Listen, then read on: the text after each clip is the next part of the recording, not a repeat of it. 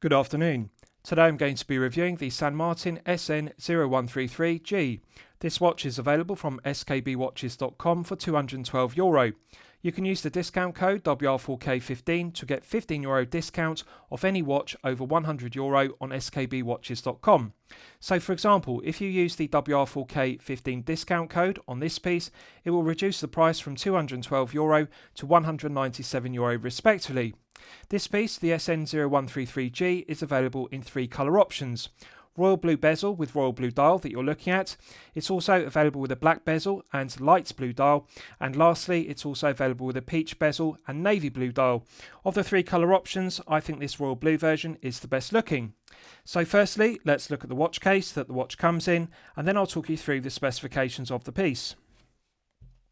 So the watch comes in a green vinyl or PU leather watch case, which is housed inside this white cardboard box in shipping. So I'll take it out and show it to you. So as you can see, aesthetically pleasing green vinyl or PU leather watch case. Over the years, San Martin have used different watch boxes. Early versions of their watches came in a black pelican style case, and then they upgraded to a tubular watch case which had a screw cap on it with the San Martin hex emblem embossed. That was more aesthetically pleasing. This is the best of the three different versions of watch box or watch case they've used. This vinyl or PU leather green case is the best looking. Nice grain finish to it. It's got a zip securing the lid. So I'll show you the interior.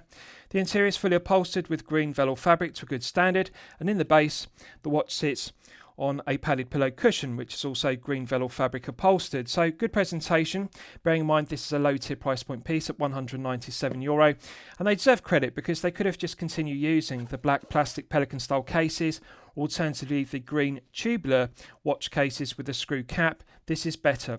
It's the kind of presentation one would expect with a mid-tier piece over the €500 price point. This is excellent. I really like it. With regards to the items that come with the piece, this is the owner's instruction manual, clear concise diagrams. The instructions are in English, and it details the operation of the movement use, which is the Seiko Caliber NH35A automatic.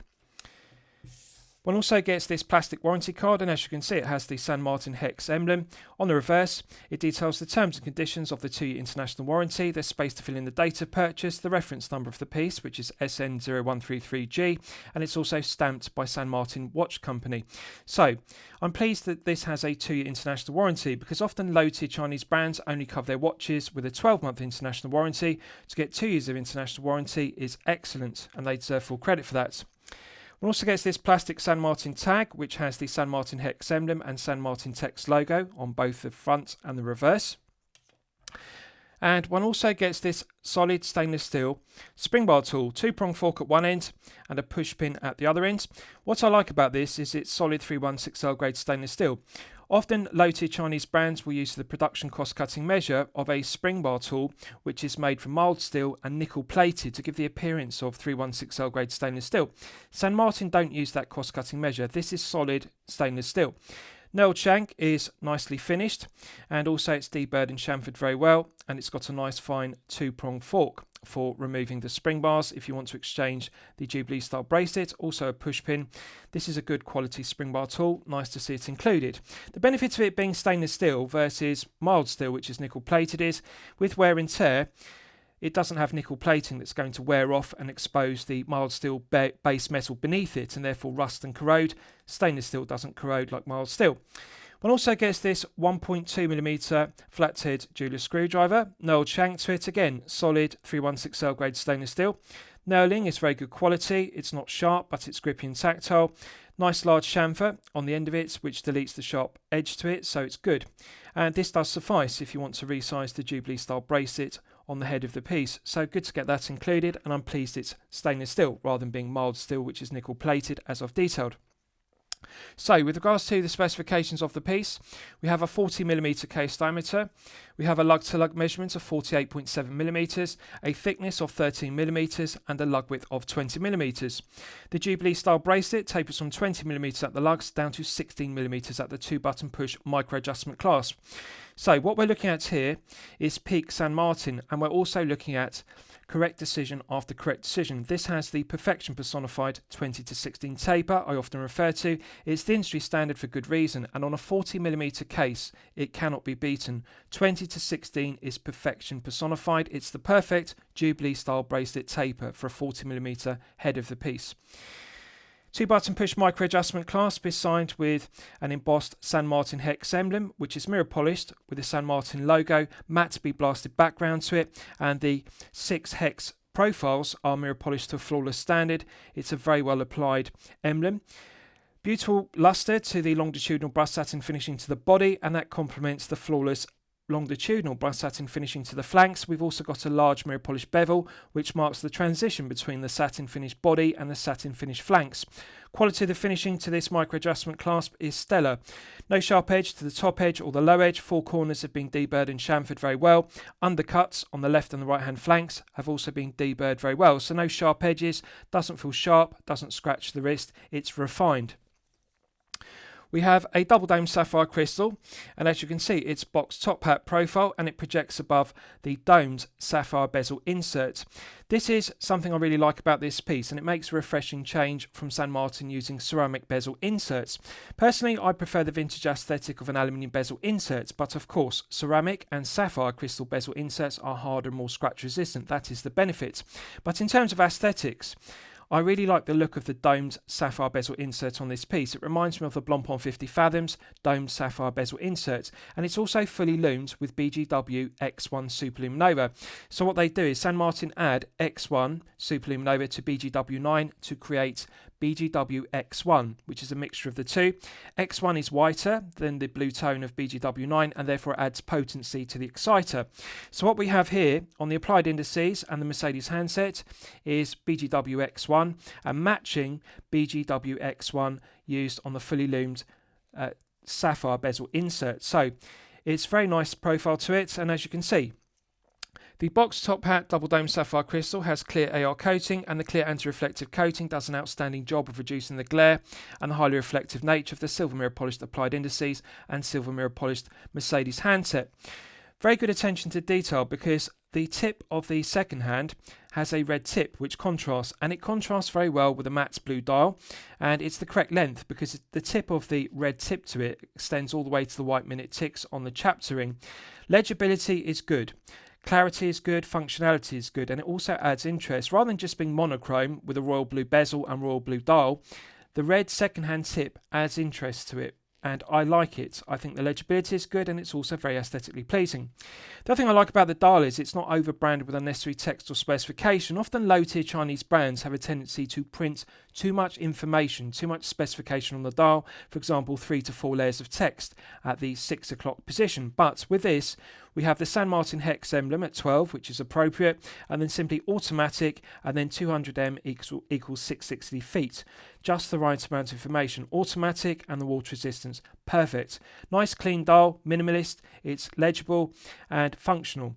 I like the symmetry of it with the absence of a date complication. Subjectively, one could be critical of that because this is powered by the Seiko Caliber NH35A, which is a date complication movement. I would have preferred if they used the NH38A because that would have deleted the phantom date setting position, and of course this doesn't have a date window at 3 or 6. Subjectively, collectors would argue if it uses the NH35A, which has a date complication, why not use it? Why not put a date window at 3 or 6 and have a date complication? I would prefer this as a no-date piece with the NH38, but this is subjective. For the majority of collectors, it's not going to be detrimental that it has a phantom date setting position. The bezel is solid 316L grade stainless steel, gear tooth profile. Now, I'm going to be critical of this because subjectively, I think this would look better with a coin edge bezel, a low profile coin edge bezel as per the Tudor Black Bay 58 or the Tudor Black Bay 54, because this does have similar aesthetics to a Black Bay 58 in royal blue.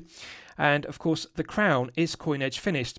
Normally bezel finishes and also crown finishes matches. For example, a scalloped bezel will have a knurled crown, or a coin edge bezel will have a coin edge crown, or a gear tooth bezel like this will have a gear tooth crown. It really is a mismatch when you have both. So for example, we've got a gear tooth bezel and one would expect a knurled crown, but what San Martin have chosen is they've used a coin edge crown. I think a coin edge crown matches a coin edge bezel better. I think a gear tooth bezel matches a knurled crown better, but this is subjective. It does look like a very aesthetically pleasing low profile gear tooth bezel. Mirror polished teeth to the outer portion of the teeth, and then the background or the inner portion of the teeth is matte bead blasted effect. Nice large mirror polished chamfer which deletes the sharp tips to the gear teeth, and it's very aesthetically pleasing the way the large bevel catches the light. So quality of the finishing is good because the gear tooth profile of it is grippy and tactile. You can get good purchase with your index finger and thumb on it, even though it's got this large mirror polished chamfer to the top edge. It's not slippery, it's grippy, it's tactile, it's good. You can get good purchase, but it is low profile, so it does give the vintage aesthetic of a 1960s or 1970s piece, or alternatively it does look like an homage to the Black Bay 58 in blue. It's got that kind of look to it, but I think it would look better with coin edge teeth, but this is subjective. Some collectors might prefer the gear tooth profile because it's more aggressive looking, more contemporary looking. So correctly proportioned bezel. I really like the dome of the Blancpain 50 Fathom style sapphire bezel insert, and of course it's fully loomed, very aesthetically pleasing. They've done a very good job of the printing of the inlay, the BGWX1 Superluminova beneath the blue, the royal blue tone, because we've got the triangle, the first 15-minute ticks, 15, 30 and 45 Arabic numerals are sharp and crisp, the font is clearly legible, it's not too thick, it's not blurry. This is a very high definition sapphire bezel insert. They've done a very good job of it. I really like it. So let's test the bezel execution. 120 click unidirectional bezel, as one would expect. Nice, loud, audible clicks. It sounds very similar to a Seiko 5KX, which you may be familiar with. I like the loud audible clicks, feels reliable and robust. One can hear the click spring engaging in the 120 grooves beneath the solid stainless steel gear tooth bezel. Medium resistance. So in terms of resistance, feels lighter than a Seiko 5KX. Resistance feels similar to other San Martin pieces such as the SN0133-G, which you'll be familiar with. That's the Submariner date homage. It's got that kind of medium resistance. It's not too heavy and it's not too light. It's balanced. It's in between the two. So they've got it right. You have to give it a good turn with torsion with your index finger and thumb. But the bezel is grippy and tactile, so I like it. You can get good purchase on the gear teeth. And it feels smooth all the way through the 360 degrees of rotation. It doesn't get tighter or looser, feels even, so the medium resistance is constant. I like that it doesn't get tighter or heavier. It feels smooth, feels refined, doesn't feel rough or gritty. No lateral side-to-side play whatsoever. I'm just going to check it in 3 more positions. Perfect. No lateral side-to-side play whatsoever. No back play whatsoever. Feels nice and tight. So medium resistance, but it actually feels tight in terms of refinement. It's not sloppy. We don't have any side-to-side lateral play. We don't have any back play. So the click spring is engaging very well with the 120 grooves beneath the solid stainless steel gear tooth bezel. I like it. Sounds good, feels good. Loud audible clicks. You can hear and feel the clicks. Let's check the alignment. 1 more click. Perfect. The fully loomed triangle beneath the sapphire bezel insert perfectly aligns with the 12 o'clock index on the dial and the 60-minute tick on the chapter ring. This is fantastic bezel execution. To put this piece into perspective, this is one of the 3 greatest San Martin pieces ever made. The 3 greatest San Martin pieces are as follows: the SN0133-GA, the SN0133-GX Yin Zan, and this piece, the SN0133-G. Those 3 pieces are the heavy hitters. They are the 3 greatest San Martin pieces. The reason why I say they're the greatest is because they have refinement. And for example, often San Martin pieces are known to have sharp edges on the head of the piece and sharp edges on the bracelet, regardless of whether they have an oyster style or Jubilee style bracelet. Common areas of sharp edges are the undercuts to the flanks, this edge here. Often on San Martin pieces, you'll all be familiar with this, they sometimes have a sharp edge. And the problem with that is it diminishes the comfort level and the feel-good factor because it feels sharp, it scratches the wrist, and this is the negative. Those 3 pieces, the heavy hitters that I've told you, I've referred to, the SN0133-GA, the SN0133-GX Yin Zan, and this piece, the SN0133-G, they are refined. If I had to choose one word to describe those 3 heavy hitters, it would be refinement.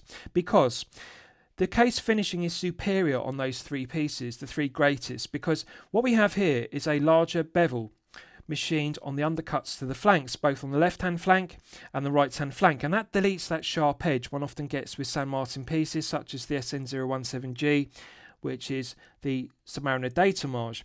So this is more refined. They've improved the case finishing on the head of the piece. The other thing that's refined is on the bracelet, it doesn't have the sharp edge on the under edge of the flank, and often this is the case with both Jubilee style and Oyster style bracelets made by San Martin. They have a sharp edge here, and the problem is it's sharp and scratches the wrist. It feels abrasive. Now, this has a larger chamfer, and that deletes the sharp edge on the underside to the flanks. And this is the refinement one has on those three pieces, the three heavy hitters: SN0111-GA, SN0144-GX, Yinzan, and this SN0133-G. They are the three greatest San Martin pieces because the head of the piece finishing and bracelet finishing is refined. It's better. It's a level above the other San Martin pieces, which have sharp undercuts to the flanks and sharp edges to the flanks of the bracelets. That's what I want you to be aware of. It's one of the three greatest pieces. So let's test the screw down crown execution. Coin edge crown, solid 316L grade stainless steel. Large chamfer which deletes the sharp tips to the coin edge teeth, correctly proportioned. It's large enough to be grippy and tactile. You can get good purchase with your index finger and thumb, so that's good, but it's not too large. It doesn't project too far from the right hand flank, so when you flex the wrist, the crown doesn't dig into the back of the hand, so it's good. It's large enough to be able to get a good grip of it, but not too large to dig into the back of the hand. They've got it right. Visually looks similar to a Tudor Black Bay 58 in terms of proportions, the crown used on that piece, and of course on a 40mm it looks the right size. No crown guards, aesthetically pleasing. Visually it does look similar to the case profile of a Black Bay 58 and the coin edge crown used on a Black Bay 58, so proportions are good. Let's test the execution. Silky smooth. This is sublime screw down crown execution, minimal number of turns required to unscrew it. Perfect interface between the internal thread of the stainless steel crown and the external thread of the stainless steel crown tube. Machining, build quality, quality control, tolerances are all there. This is refined. This is peak San Martin. As I've detailed, this is the reason why those three heavy hitters, I rate them as the greatest San Martin pieces ever made, because all three of the pieces I've referred to have silky smooth crown execution, which is sublime. San Martin deserve credit here because they've got this correct. The pickups of the thread perfectly mate. They pick up very well and they feel silky smooth. It doesn't feel rough or gritty, doesn't have too much friction. So the machining of the threads, both the internal thread of the crown and the external thread of the stainless steel crown tube, are perfect. It's 10 out of 10. They could not improve upon it. It's silky smooth. So, as I've detailed, this is powered by the NH35A. Subjectively, one could be critical of it because it has a date complication and, of course, phantom date setting position. So, first click position is the quick set date. When you rotate the crown anti-clockwise, you can hear the clicks of the date wheel clicking over with a quick set complication. And you can feel it as well. You can feel the clicks and you can hear the clicks because it's a characteristic of the NH35A. It has a heavy clicking sensation, which I actually like. But problem is phantom date setting position. Putting it out to second click is the time setting position that hacks the movement. If you look at the contrasting red tip to the second hand, you can see it's now stopped dead. So therefore it's possible to set the time precisely to the second with a Seiko caliber NH35A automatic. So I'd prefer if it had the NH38A because that would delete the phantom date setting position because it's the no date version of the 35A, but this is subjective. For the majority of collectors it's not going to be detrimental that there is a phantom date setting position, but you can feel the date clicking over in the first click, something to be mindful of. Feels smooth, clockwise and anti-clockwise as one would expect. The NH35A is one of my personal favourite calibers, as you'll know from my previous reviews. It's a reliable, well-proven workhorse caliber made in Malaysia and it's been in service since 2011, so it's well proven. Minimal back play, clockwise and anti-clockwise, and when you rotate the crown there's an almost immediate response to the pencil minute hand, which is good. You don't need to take up a lot of slack. Some backplay or some slack is necessary in the meshing of the gearing. There's a mechanical reason for it, because if they eliminated the backplay in the gearing, the problem is when you push back in the crown to restart the movement, the pencil minute hand would jump out of position. The gearing does need some slack, it does need some backplay mechanically, and that slack prevents, when you push the crown in and the winding stem enters the movement, it doesn't cause the minute hand to jump out of position, because if the gearing meshed perfectly and it did not have any play, Of course, the winding stem entering the movement then causes the minute hand to jump. So this is good. It does need some backplay, and it's minimal. It's acceptable. Pushing it back in, it's got a nice positive click, and as you can see, the pencil minute hand remains static due to the aforementioned backplay, which is necessary. The contrasting red second hand begins to sweep around the dial once again at the characteristic 3 Hz sweep because it runs at 21,600 vibrations per hour. Now, subjectively, one can be critical of this because I prefer the smoother 4 Hz sweep of a 9000 series Miyota caliber such as the 9015 and the 9039 respectively. A 4 Hz sweep gives a nice smooth sweep. This 3 Hz sweep stutters or judders, but again, this is subjective. For the majority of collectors, they don't mind the stutter or judder of a 3 Hz sweep as per the NH35A. So let's test screwing the crown back down. Instant thread pickup, perfect interface between the internal thread of the stainless steel crown and the external thread of the stainless steel crown tube. 200 meters of hermetic seal is strong specification, silky smooth, it's refined. I like the pickup, it's instant, you don't have to keep rotating it anti-clockwise and clockwise to get the threads to pick up. First turn clockwise, it picks up the thread every single time. It is refined. Quality control is stellar. Feels very smooth, feels pleasant to manually wind, feels pleasant to set the time, hack the movements. I like everything about it. The only thing I dislike is the phantom date setting position, as I've detailed. So let's look at the Jubilee style bracelet in detail. End links are a nice tight fit to the head of the piece. Articulates freely, doesn't feel stiff or kink, that's good. We do have some slight play, but it's not sloppy. There is room for refinements. They could improve the interference friction fit of the spring bar going through the holes in the Jubilee style bracelet. Very simple to improve. They could simply use a larger diameter spring bar, or alternatively drill the hole smaller diameter in the end links in the Jubilee style bracelet, and that would give it more friction, but it's acceptable. It's not sloppy, feels refined, feels smooth, doesn't feel stiff or kink, doesn't have too much play. It's good. Let's check the other side for continuity. Again, articulates freely, doesn't feel stiff or kink, which is good. Doesn't have too much play. Slight play in it. They could refine it, but it's not sloppy. Doesn't have too much lateral, longitudinal, side to side or up and down play, but articulates well. I think it's good enough. Bracelet is finished to perfection. Visually, very aesthetically pleasing because Jubilee style, so mirror polished centre links, have a beautiful mirror polish finishing to the 3 centre links, and that contrasts with the flawless brushed satin finishing to the outer links as per a Jubilee bracelet, and nice fine grain satin finishing both to the end links and the outer links. I really like the fine grain satin finishing. It's very refined, high level finishing, and that contrasts with the flawless mirror polishing to the flanks, which complement the mirror polished 3 centre links in the Jubilee style bracelet. Plenty of meat in the links, and it's correct because this has the perfection personified 20 to 16 taper, and this Jubilee style bracelet does look correctly proportioned. The links do look like they've got enough meat. They're not too thin, and they feel solid. They give some nice heft to the piece, but it still is only 147 grams with a very long bracelet, as I'll show you in the wrist shot. So the thickness is good. I think it's good that they haven't tapered it in thickness, thicker at the spring bar end, thinner at the micro adjustment clasp. The links are all the same thickness all the way through the length, but they are correctly proportioned. The profiling is good, perfectly flat on the underside, nice curved profile to the tops. So it's very well proportioned. Thickness is good. Now, negative. There is some play in it. It's not sloppy, so I'm not going to say it's a sloppy bracelet with too much play, but we do have some additional lateral side-to-side play and longitudinal play. This is an area that could be refined, and it's unusual to see this amount of play because it does use the correct choice of 1.2mm screw pins. I'm pleased to see San Martin haven't used the production cost-cutting measure of push pins or pin and collars or split pins, because that would be a production cost-cutting measure in order to maximise profit margin per piece, and a production cost-cutting measure too far at the €197 price point. 1.2mm screw pins are the correct choice. They are well finished, but they could tighten up the tolerances because we do have some excess play. It doesn't rattle, it's not sloppy. The positive is it does articulate freely, it flows nicely. So wraps around the wrist well, doesn't pull arm hairs, which is the benefit, and as I've detailed, it's refined because we do not have a sharp edge on the flanks.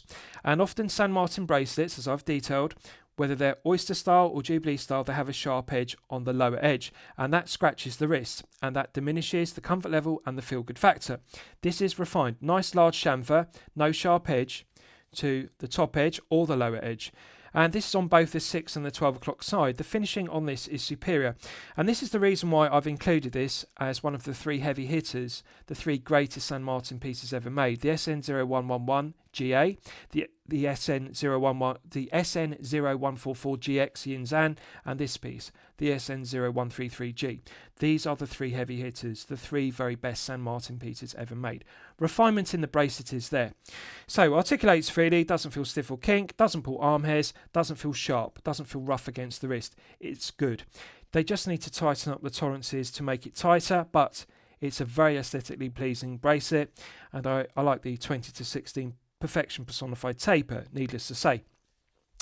2-button push micro adjustment clasp is excellent.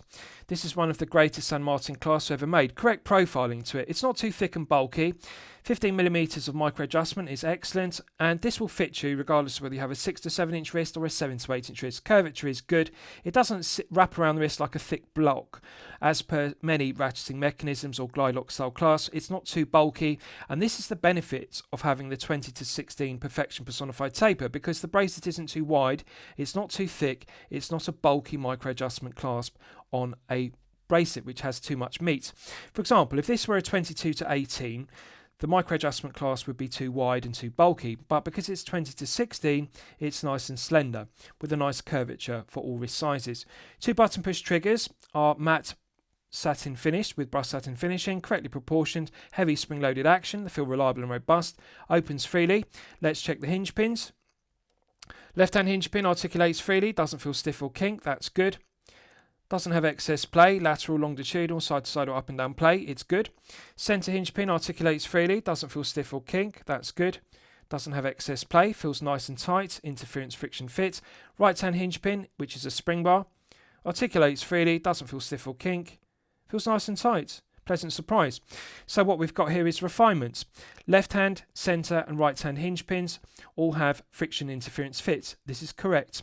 And this is impressive. This is something San Martin are doing very well with this piece. The SN0133-G. It's more refined, better quality control, more tighter tolerances on this piece than other San Martin pieces. Solid mil 316L grade stainless steel internals, as one would expect. Beautiful luster to the top side, underside and flanks. I really like the luster of it. Nice fine grained satin finishing. Nice large bevels on the top edge and the lower edge, and that deletes the sharp edges. So again, this is more refined than other San Martin pieces because we have these large chamfers. They've increased the chamfers and the bevels, and what that does is it deletes any sharp edges to the top edge and the lower edge of the internals of the solid mil clasp. This does not feel sharp against the wrist. Quality of the finishing on the underside is better. They've increased the chamfering on the lower edge of the internals, and this is an area again which often San Martin pieces, regardless of whether they have an oyster style or jubilee style bracelet, this internal of the mil clasp often has a sharp edge on the underside of the flanks, but they've deleted it with a larger chamfer. So again, this is the reason why I say it's one of the greatest of the 3 San Martin pieces, because the clasp is better finished. They have improved the quality of finishing. The chamfers are deeper, and that deletes the sharp edges. It doesn't feel rough, doesn't scratch the wrist, it feels comfortable. That increases the comfort level in the feel good factor. Let's look at the case back. Solid 316L grade stainless steel case back. It's sterile as per a Tudor case back or Rolex case back. Concentric CNC lathe tool machining refracts the light. They've made the correct decision by not engraving it or signing it because it's perfectly flat and smooth. This enhances the comfort level. When you're wearing this piece for long periods of time, such as 8 to 12 hours per day, you can feel how smooth the case back is. It's not like an engraved case back with sharp engraving that feels rough and scratches the wrist. This is perfectly sterile, perfectly smooth. Coin edge teeth around the circumference have been deburred and chamfered very well, so therefore no sharp edges to the tips of the coin edge teeth, and the outer circumference is concentric CNC lathe tool machined. The benefit of this case back is, and I want to give due credit to San Martin here, this is not a deep bubble back case back. 200 meters is strong specification, but it's not a very thick case back and it's not too bubble back profiled. You can see it's nice and flat. This is the kind of flat case back one would expect with a Miyota 9015 or 9039 powered piece, which needs less clearance between the case back and the rotor. The NH35A is a thicker caliber than the Miyota 9015 and 9039, and of course the rotor needs more clearance, and therefore often the case back's a bubble back profile, which you'll all be familiar with other San Martin pieces, but they've slimmed down the case back on this SN0133-G because you can see it's very flat. And the benefit of that is, even though this piece has a boxed top hat double dome sapphire crystal, it is only 13mm thick. And that's excellent because if this had a deep bubble back case back, that would add 1.5 to 2mm of thickness, and this piece would be over 13mm, but it's not. Very flat case back for an NH35A powered piece. One of the flattest San Martin case backs I've seen. Bearing in mind it's NH35A powered, it's a pleasant surprise. This is the kind of refinement I'm talking about. This is what makes it refined. This is what makes this one of the three heavy hitters. The SN0111-GA is refined. The SN0144-GX Yinzan is refined. This also is refined because of how flat the case back is, and it is only 13. These are the kind of refinements I look for when I rate this as one of the three greatest. Solid end links are a good tight fit to the head of the piece, well finished, deburred and chamfered very well. We've got standard stainless steel spring bars which are acceptable, but of course could be further enhanced if they updated it to quick release stainless steel spring bars. That would negate the need for a spring bar tool. Alternatively, they could drill holes in the flanks and have pierced lugs. Then you could depress the spring bar externally through the flanks. That would also give it a vintage aesthetic, but it's acceptable to use standard stainless steel spring bars. Underside to head of the piece is refined. It's better finished as I've detailed. So, head of the piece on the underside is concentric CNC lathe tool machine to a good standard. But as I've detailed, the main area that I like about this is the refinement of the chamfering of the undercuts to the flanks. It doesn't have this sharp edge that often San Martin undercuts to the flanks do have. They feel sharp, they feel scratchy, they rub against the wrist, they feel abrasive. This has a larger chamfer on the left and also on the right hand flank. And you can see the chamfer is larger. Just bear with me, I'll get the camera to focus on it. The chamfer is larger on the undercut to the flank. This is the key area that enhances or diminishes comfort level and feel good factor. Because when you're wearing a piece for long periods of time and the bracelet is sized correctly with the correct method of an index finger beneath the bracelet and clasp at all times to allow for wrist expansion, what happens is the head of the piece floats up and down the wrist, and if it has a sharp undercut to the flanks, you can feel that sharp edge rubbing against the wrist. It's abrasive, it's sharp, it's rough and scratches. This is refined. It doesn't have that sharp edge on the left and the right hand undercuts because they've increased the depth of the chamfer.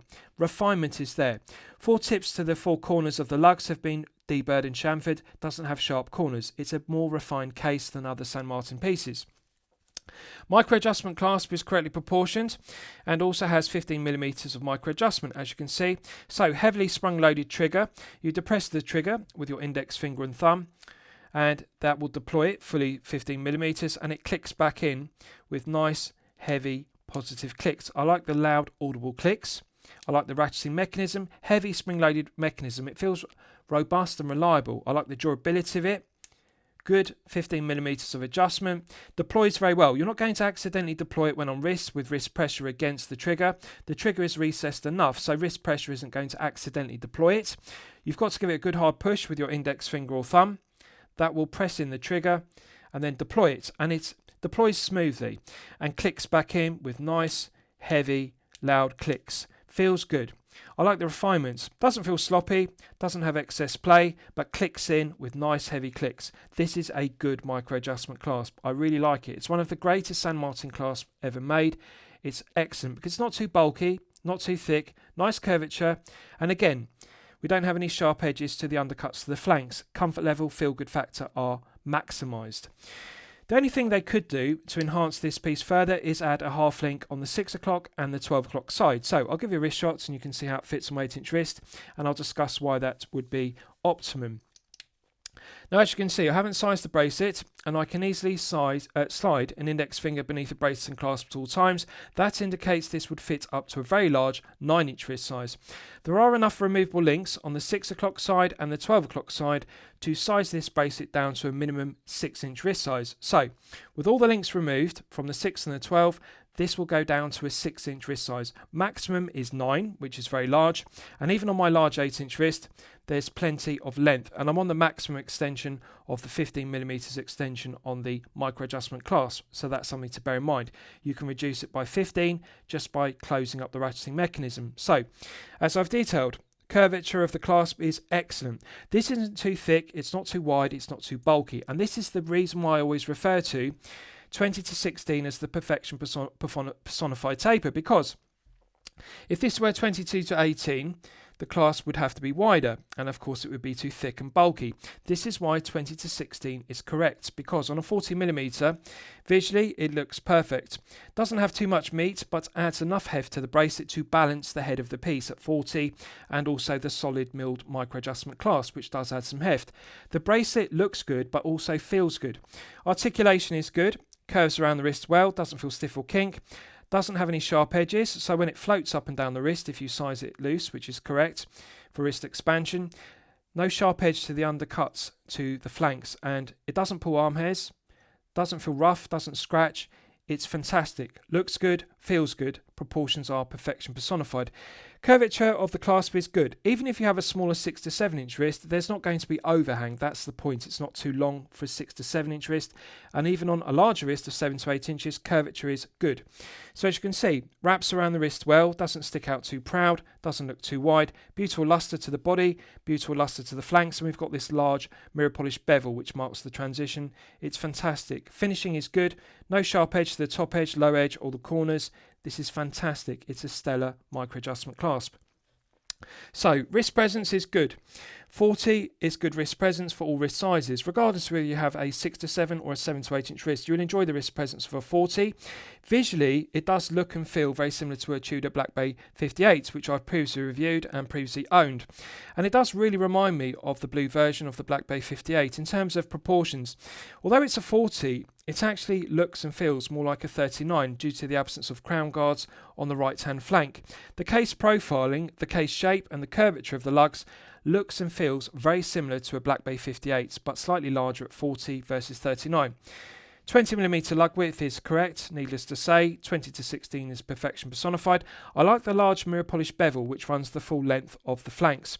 The large mirror polished bevel marks the transition between the top of the curved brushed satin finish lugs and the brushed satin finish flanks. They've made the correct decision by not mirror polishing the flanks, because this does look more like a tool watch rather than a dress piece. If they mirror polish the flanks as per a Black Bay 58 or Black Bay 54, it would look too shiny, and I think it looks shiny enough because we've got the mirror polished top edge or the chamfer to the gear tooth bezel. The teeth, the outer portions of the gear teeth are mirror polished, and also the centre links in the Jubilee style bracelets are mirror polished. That's enough mirror polishing. It doesn't look too shiny. And the brushed satin finishing on the flanks is good because it gives it more of a tool watch aesthetic or a vintage aesthetic. If they mirror polished it, it would look too shiny and reflective, too much like a dress piece, and too much like a clone of the Black Bay 58. It's good it's got brushed satin finishing on the flanks and the top of the lugs. It looks vintage but also slightly different to the Black Bay 58. So, my favourite aspect is the domed sapphire bezel insert, which is like a Blancpain 50 fathoms. And the other thing I like about it is the colour tone match is perfect. The royal blue bezel perfectly matches the matte royal blue dial. Often with sapphire bezel inserts, and I'll apply this to ceramic bezel inserts, for example, they have a colour tone mismatch because the dial, when the bezel is ceramic, it's very glossy like an enamel finish. And the problem is when they have a matte dial versus a glossy enamel dial, the finish doesn't match because ceramic bezel inserts are glossy, and with a matte dial or textured dial, you've got a glossy bezel insert and then you've got a matte dial. They never match, even if the colour is the same, due to the finishing being different. What I like about this is it has a matte royal blue dial, but a shiny glossy finish to the sapphire bezel insert, but the colour tone match is perfect. It's the same royal blue on the bezel, same royal blue on the dial. The colour tone is exactly the same. And this really enhances the comfort level and the feel good factor of it, because when you're looking at it, not only does it look good, but it also feels good. The proportions of the dome on the sapphire bezel inserts is correct, and it allows the double dome sapphire crystal, which is top hat profile, to project above it, but it doesn't look too thick, even though it's 2mm thick. It's correct. So what we're looking at here is correct decision after correct decision. Looks good, feels good. This is one of the most comfortable San Martin pieces I've experienced. They've got the proportions of this piece bang on. 40mm diameter, 20mm lug width, and the thing I like about it above all else is it's not too thick. It's not slab-sided with tall flanks like a Black Bay Heritage. The flanks are correct. They are thick enough to give it wrist presence, but it doesn't sit on top of the wrist like a thick slab of 316 grade stainless steel. It looks and feels refined. Visually it looks and feels like a Black Bay 58 in 39mm, even though it's 40. does dominate the wrist with enough wrist presence, but doesn't feel too heavy. That's the point I want to make. With a 40mm with a Jubilee style bracelet and a solid milled micro adjustment clasp, I would expect this to be well in excess of 150 grams because it does have a very long bracelet which would even fit 9 inches. But this is surprisingly only 147 with a long bracelet. Anything below 150 is the sweet spot for comfort level. For long periods of time, if you're wearing this as a daily wear piece for 8 to 12 hours per day, 150 and below gives a feeling of heft, gives a feeling of quality, but doesn't feel uncomfortable, doesn't feel top heavy like a thick slab case on a heavy bracelet with too much meat and a bulky micro adjustment clasp. Proportions of the head of the piece are perfect. Proportion of the bracelet is perfect. Proportions of the clasp is perfect. This is what makes this piece one of the 3 greatest San Martin pieces ever made. This is one of the 3 heavy hitters I've detailed. 13 is excellent. You'll know from my previous reviews, 13mm and below is excellent because it allows a piece to easily slip underneath a shirt cuff if you wear business shirts. And this is a pleasant surprise because usually NH35A powered pieces have a bubble back case back, as I've detailed, and with a 2mm thick boxed top hat double dome sapphire crystal, they're often over 13mm. That's the negative, but this is only 13. And that's the benefit of them refining the case back, its flat low profile versus bubble back profile.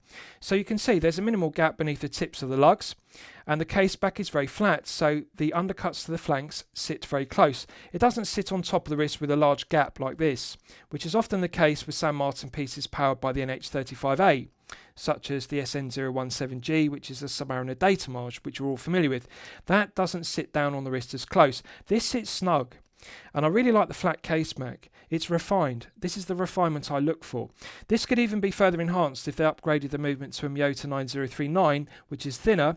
They could even reduce it by a further 1mm down from 13 down to 12, but of course they'd have to increase the retail price in order to make it viable. But fantastic. Stellar. It just looks good and feels good. It's one of the greatest looking San Martin pieces. This domed sapphire bezel insert, which is Blancpain 50 fathom style, looks so much better than a royal blue ceramic bezel insert with a flat profile. The domed profile to it adds interest, and it really complements the box top hat crystal. It's just fantastic looking. Absolutely love it. Right, so let's do a lume test and we'll see how the lume performs when it's charged up to the absolute maximum. So as I've detailed, this uses BGW X1, which is a mixture of X1 Superluminova and BGW9, which you will all be familiar with. So X1 is white and it's got a very potent exciter. It glows very brightly and it improves the longevity of the glow. So very potent exciter in X1 with a white tone to it. BGW9 you're all familiar with, 5 to 6 layers, gives a very bright blue tone. So adding X1 increases the potency of the exciter of the BGW9. It's a very good mix because you've got the white potency of the X1 mixed in with the longevity of the blue tone of BGW9. So as always, I'm going to use my 100 UV LED torch to charge it up to the absolute peak. Right, so that's now fully charged, and as you can see, it has not disappointed. This is stellar performance. One has to remember the price point. This is a low tier piece, €197. We're not looking at a mid tier piece at €500 plus, but we're looking at 5 to 6 layers on the fully lumed sapphire bezel insert, 5 to 6 layers on the applied indices, 5 to 6 layers on the Mercedes handset. Perfect colour tone match in daylight.